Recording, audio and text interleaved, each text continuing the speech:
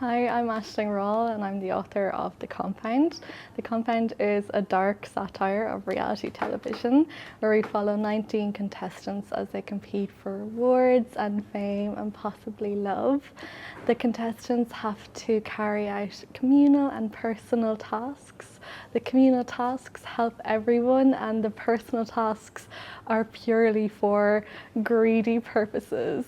The personal tasks get better as the show goes on, and so people become greedier and meaner and more brutal. So I'm here in Waterstones, Piccadilly, and I'm surrounded by all of these gorgeous Penguin classics, and I'm going to be talking about 3 books that have influenced me. So the first is James Joyce's A Portrait of the Artist as a Young Man, which is truly one of my all-time favourite novels. This follows Stephen Dedalus as he transforms from a hapless young man into an enlightened artist. And at the time, Stephen is kind of wrestling against the dual sort of oppressive forces of the church and the crown, and trying to navigate his way in Ireland at the time and trying to find some kind of space for himself as an artist in this oppressive time.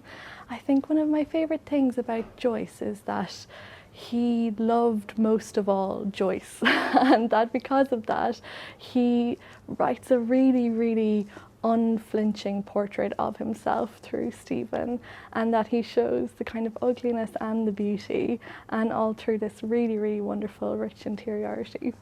So I'm here in the historical fiction section with my second book, which is The Praise Singer by Mary Renault. This follows the poet Simonides in ancient Athens, 400 BCE.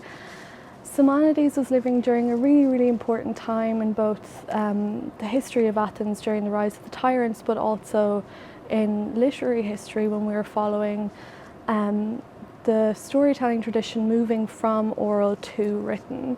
And one of my favourite things about Renault is she has such a commitment to historical accuracy, but also there's a wonderful sort of yearning in her work for this ancient time, and you feel the love that she has for the cultures and traditions and beliefs, and even though they're so very different to ours, she really writes them so lovingly. So it's a beautiful immersive read, and I'd really recommend it.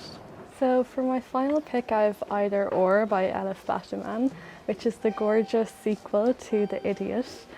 This book follows Celine in her continued search for meaning, and truly Celine is the most beautiful mind who you could inhabit for the space of a couple of hundred words.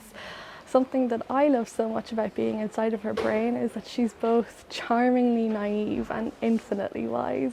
I found myself reaching constantly when I was reading this for a pen to underline and highlight, and it's one of those rare books where the mind is truly so beautiful and so wise that when you're finished, you genuinely see the world in a different way, which I think is the highest recommendation that you can give for a book.